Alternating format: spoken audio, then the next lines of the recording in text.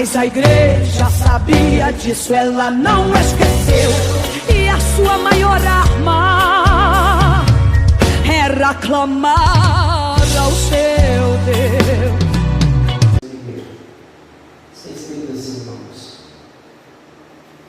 Jesus, cheio do Espírito Santo, voltou para o Jordão e foi levado pelo Espírito ao deserto. Por 40 dias foi tentado pelo diabo. Naqueles dias não comeu coisa alguma, e terminado ele teve fome.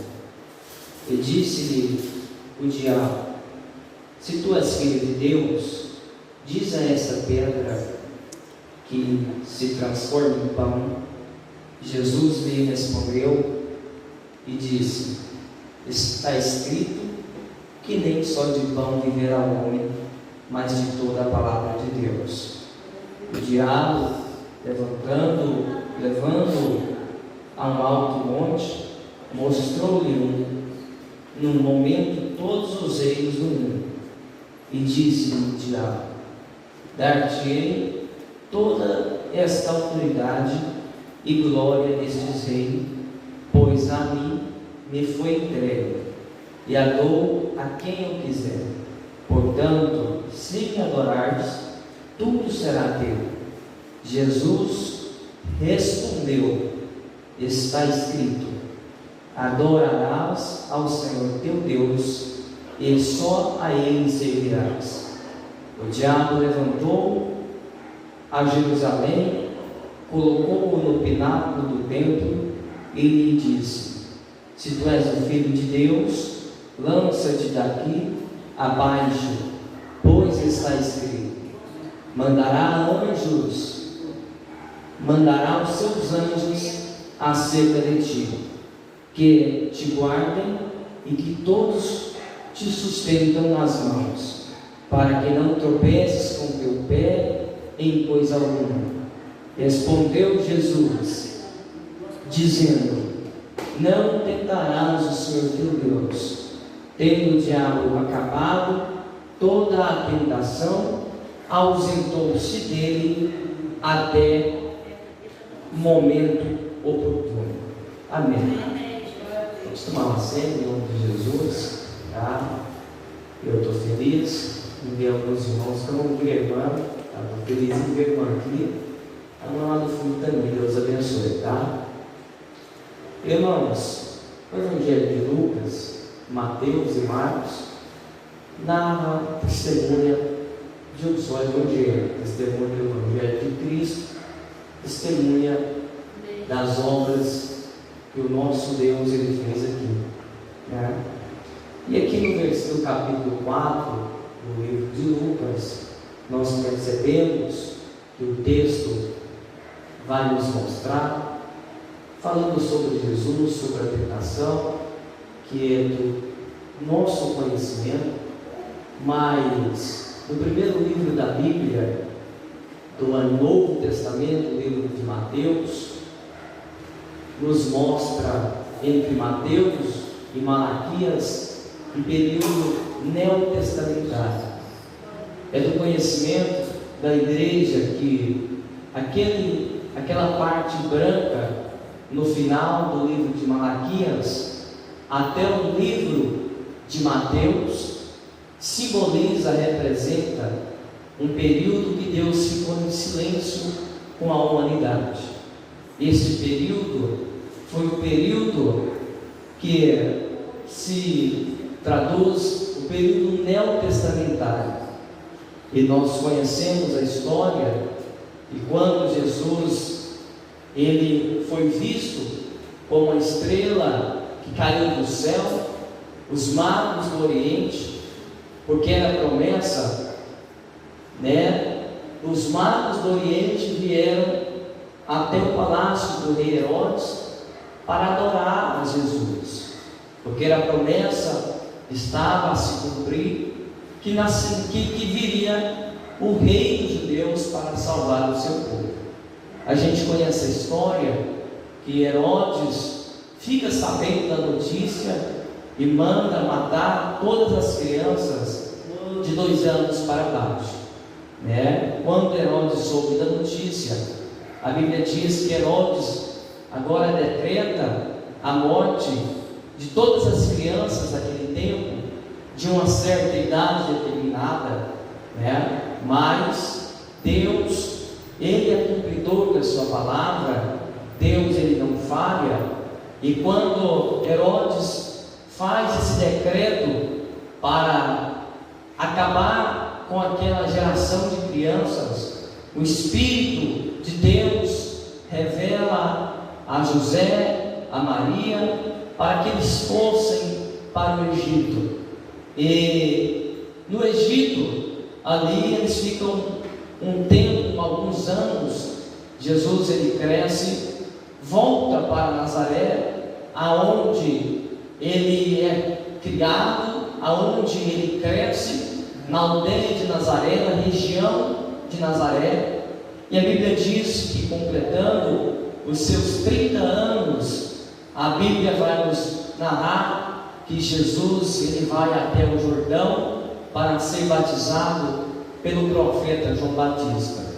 É do conhecimento de todos nós que o profeta João Batista, ele era primo de Jesus, ele era filho de Isabel com Zacarias, né? Então Jesus vai até a beira do Jordão para ser batizado pelo João o Batista. E ali, quando Jesus é batizado por João o Batista, a Bíblia disse que do céu veio uma pomba representando o Espírito de Deus. E ali, quando Jesus é batizado, aquela pomba desce. A gente pode perceber que o texto nos narra que a voz soou do céu dizendo: este é o meu filho amado, a quem comprados. E a partir daquele momento, Jesus, ele começa o seu ministério. Jesus começa a exercer o seu ministério de ensino, de discipulado, de sinais e maravilhas. A gente pode perceber que quando Jesus é batizado pelo profeta João, a Bíblia diz que agora no capítulo 4 de Lucas, onde nós lemos, que Jesus sai cheio do Jordão, cheio do Espírito de Deus. E após aquele momento, quando Jesus é batizado, e a voz do Todo-Poderoso, do Deus Pai, ele vem ao encontro daquelas pessoas, dos discípulos, daqueles homens que estavam ali. A Bíblia diz que Jesus, já cheio do Espírito de Deus, Jesus agora é levado pelo Espírito ao deserto para ser tentado pelo diabo. E quando Jesus ele é levado ao deserto, Jesus ele passa pelo período de jejum de 40 dias e 40 noites. A Bíblia diz que Jesus não come nem bebe. A Bíblia diz que Jesus fortalece seu espírito. E já fazendo aplicação pessoal para cada um de nós que estamos aqui, a gente pode perceber que as nossas tentações, o que nós passamos, nós vamos vencer por intermédio do Espírito de Deus.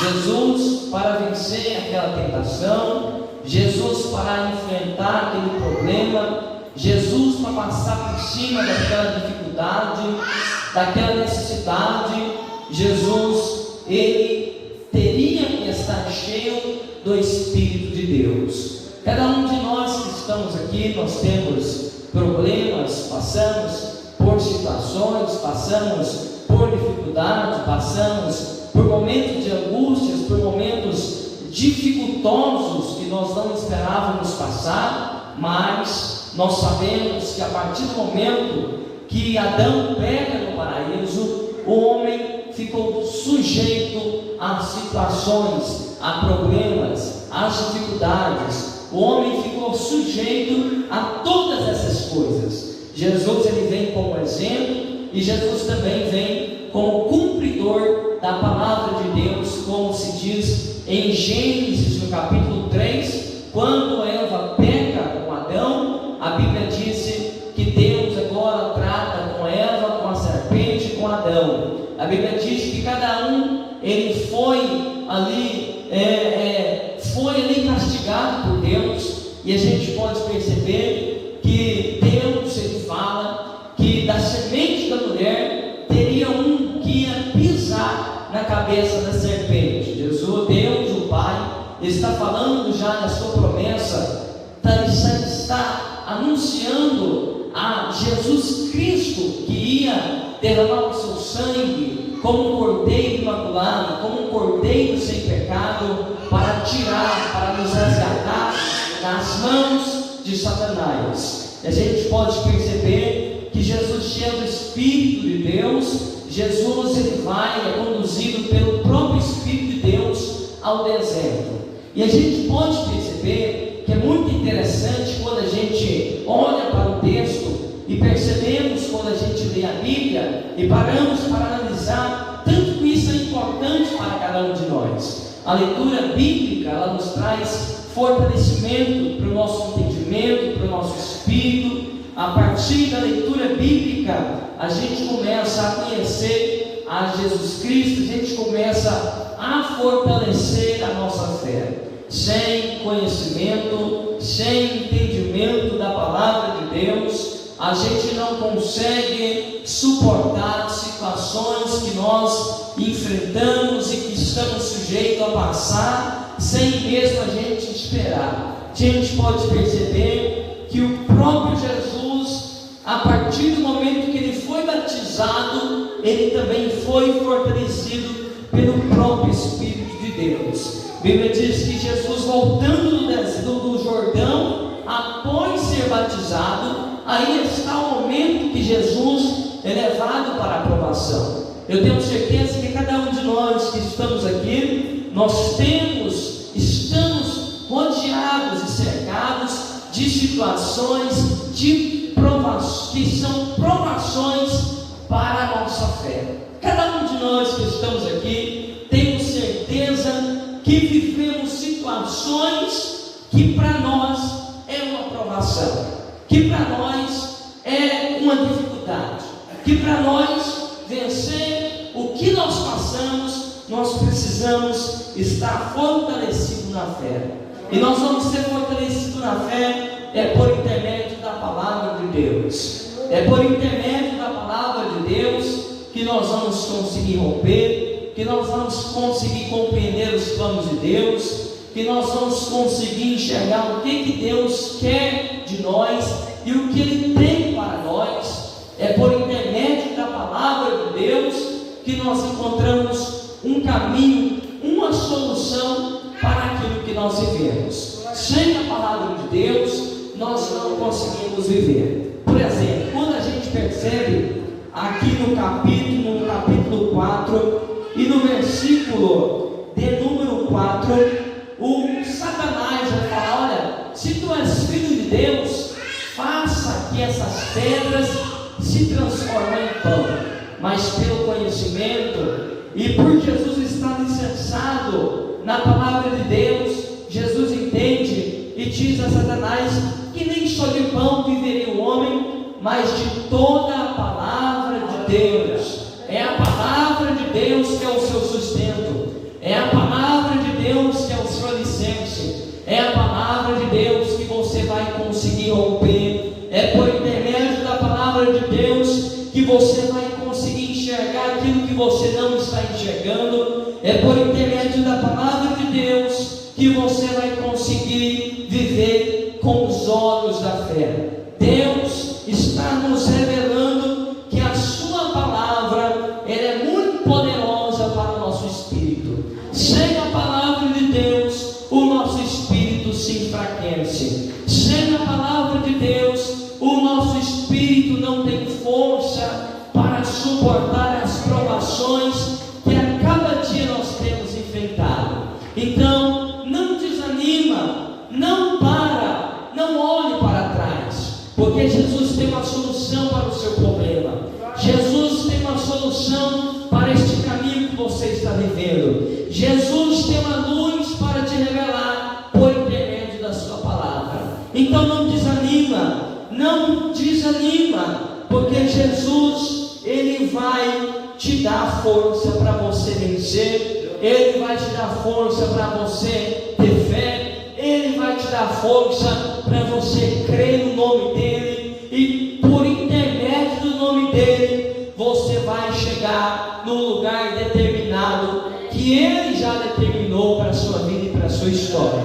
É Jesus que determina a sua vida. É Jesus que determina os seus caminhos. É Jesus que te dá força. O próprio Jesus ensinando os seus discípulos. Jesus fala, o profeta João anuncia, escreve o que Jesus falou aos seus discípulos. No capítulo 15 que João escreve, Jesus fala: sem mim nada podereis fazer. Nada podemos fazer sem Jesus. E se Jesus está na frente, você pode ter certeza que a nossa vitória é garantida pelo teu sangue. Nós não perdemos a batalha. Você não vai perder a batalha. Você não vai perder esta luta.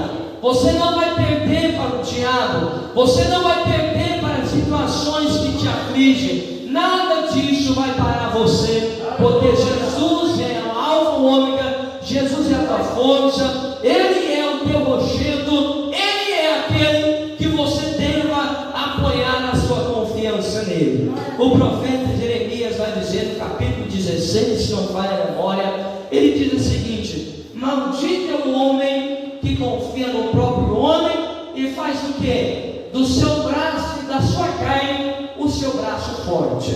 Então, a partir do momento que nós fazemos do homem, ou a partir do momento que nós fazemos de alguma coisa o nosso amparo, o nosso braço forte, a não ser Cristo, nós já perdemos a batalha.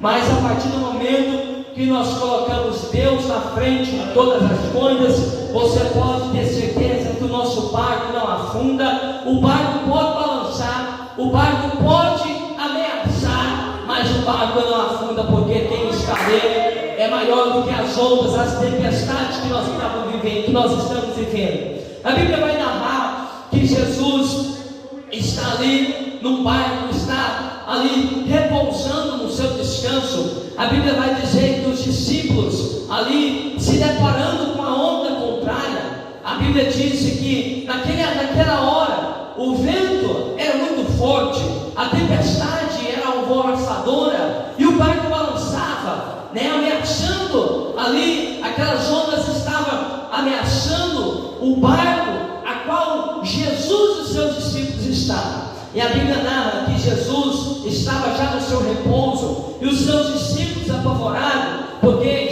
os seus discípulos vendo aquelas ondas que eram muito grandes, os seus discípulos percebendo que aquelas ondas eram ameaçadoras para aquele barco, que talvez aquele barco não tinha muita condição de suportar aquelas ondas, no meio daquele mar, no meio daquela madrugada, no meio daquela tempestade. Os discípulos entendiam que aquele barco não tinha condição de suportar aquelas ondas que eram ameaçadoras ao seu barco, e os discípulos apavorados chegam até Jesus, aonde Jesus estava, no seu aposento. Apavorados, os discípulos falam: mestre, mestre. Apavorados, os discípulos chamam o mestre, chama a atenção do mestre e fala: Senhor, as ondas estão muito grandes, nosso barco vai naufragar. E Jesus falou: homens de pequena fé, vocês não têm fé para crer que essas ondas vão acalmar? E Jesus ensina ali para os seus discípulos que no meio da provação, que por mais que às vezes os resultados ou as situações que nós passamos da vida é tão difícil, mas tão escabrosa, que aos olhos humanos nós achamos que o nosso barco vai afundar. Mas Jesus, ele mostra aos seus discípulos que quando não há solução humana, há solução divina para o servo e a serva do Senhor. Ali Jesus acalma aquela tempestade. Então quero dizer para você que por mais aos seus olhos você percebe que não tem solução para o seu problema, talvez você esteja vivendo uma situação que aos seus olhos está agonizante, aos seus olhos não tem recurso. Quem sabe você olha para a sua despesa e fala: Senhor, a minha despesa está vazia. Senhor, é muito grande o problema que eu vivo. Senhor, é muito contrário esse problema à minha condição. Mas eu quero dizer para você nessa noite que a sua condição vai vir do céu. O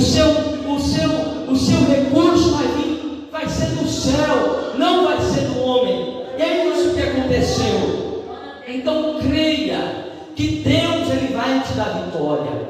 Creia que Deus ele não vai deixar você perecer naquilo que você está passando. Aonde você for, Deus estará contigo para confirmar a sua presença e vai te dar vitória. Então nós percebemos que às vezes as situações, preste atenção, que nós passamos na vida é tentadora. Tentadora em qual sentido? Tentadora, às vezes nós passamos por situações tão difíceis que aquela situação nos tenta olhar para trás, que aquela situação que nós vivemos nos tenta fazer desacreditar na palavra de Deus, que aquela situação que nós estamos passando nos tenta e nos leva, quem sabe, a fazer igual João, quando João foi preso, certa feita, João está preso e Jesus está pregando, bendito seja o nome do Senhor, se não falha a memória, capítulo 9 de Mateus, João, ou capítulo 9 ou no capítulo 11, João está preso, Jesus está pregando,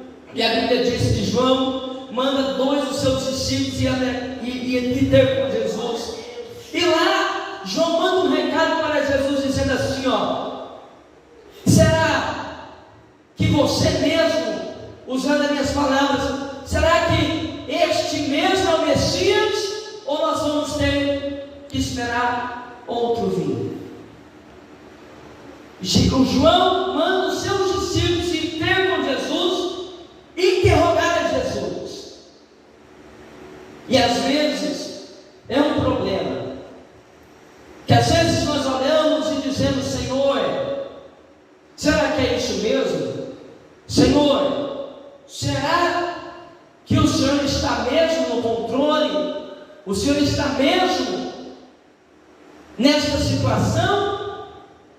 E às vezes as situações que nós vivemos nos tende a fazer olhar por este lado. João está preso, a cadeia, a situação que João estava olhando fez ele olhar com os olhos da dúvida. Então não duvida, meu irmão.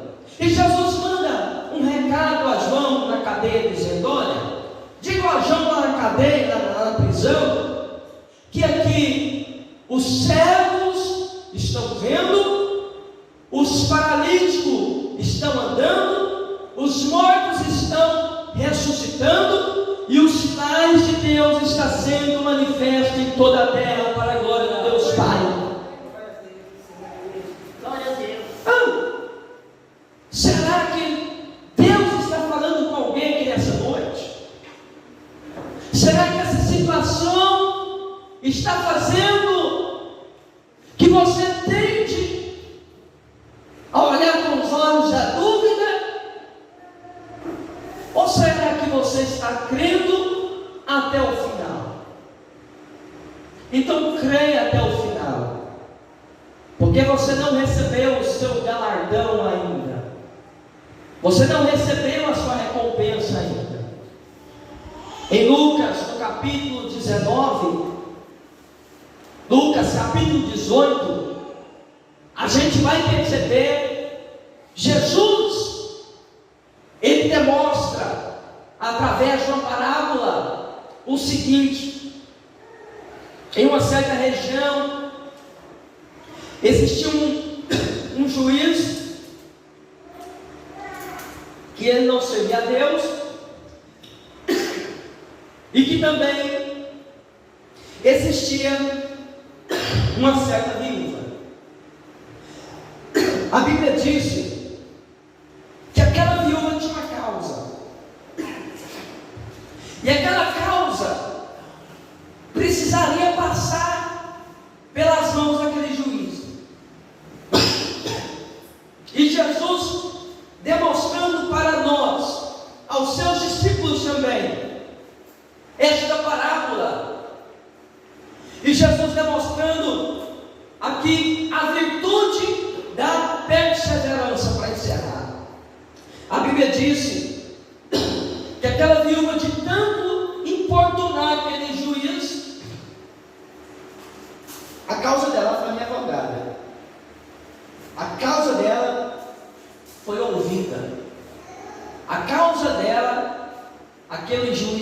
com a mão e deu a vitória para ela, para a glória de Deus. Será assim na vida da igreja também. Então persevera naquilo que você tem buscado, porque Deus vai te dar vitória. Glória a Deus. Mas que talvez você está como aquela mulher do fluxo de sangue. Não sei há quantos anos e nem há quanto tempo, mas eu sei que Deus está confirmando essa palavra no seu coração, dizendo que a tua recompensa virá para a glória de Deus, e que Deus está no controle de todas as coisas. Então não deixa que a situação que você tem enfrentado, que você tem passado, te faça olhar para trás. Não deixa que essa situação que é tentadora te faça desacreditar no poder de Deus. Então creia somente, porque em tudo Deus está cuidando de você. Ele vai te dar vitória, e você vai testemunhar que o Deus que te chamou é o Deus que te garante você ser um vencedor até o final da sua vida, em nome de Jesus, tá? Irmãos, eu quero agradecer esta oportunidade que foi me concedida, que Deus possa abençoar a cada um dos irmãos, em nome de Jesus, amém? Vamos voltar o microfone para o nosso pastor Elias, em nome de Jesus. Incessantemente a igreja começa a orar. Pedro está na prisão e a igreja de joelhos. Pedro continua na prisão e a igreja continua de joelhos.